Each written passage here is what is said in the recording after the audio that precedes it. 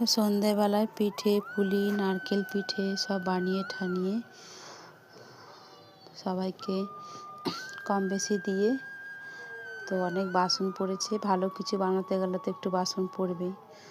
তো এখন এই শীতকালে রাত্রিবেলায় বাসন ধোয়া মানে প্রচুর ঠান্ডা লাগে, আর বাসন পড়ে থাকলে আমার বিরক্ত লাগে। তাই ভাবলাম সব বাসনগুলো ধুয়ে নিই। আর আমার এটা মোমোর বাসন, এটা আমি আগের বছরে কিনে রেখেছিলাম।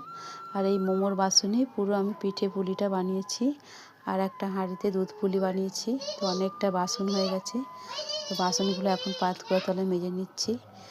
আর যেহেতু পাতকুয়োতলাটা জায়গাটা একটু বাগান টাইপের, রাত্রেবেলা একটু ভয় ভয় লাগে, ওই জন্য ক্যামেরাটা অন করে একটু ভিডিও করছি তোমাদের কাছে।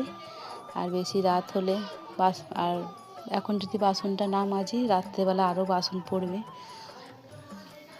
এটা তো শুধু টিফিনের বাসন।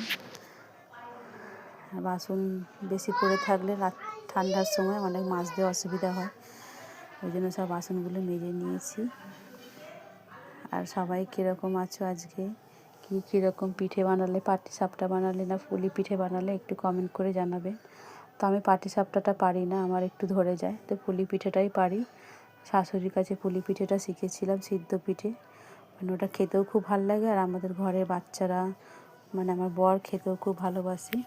তো এখন ওদের খেতে দিইনি, এই সব কাজকর্ম সেরে খেতে দেবো শান্তি করে। তো বাসন টাসন সব মেজে নিলাম।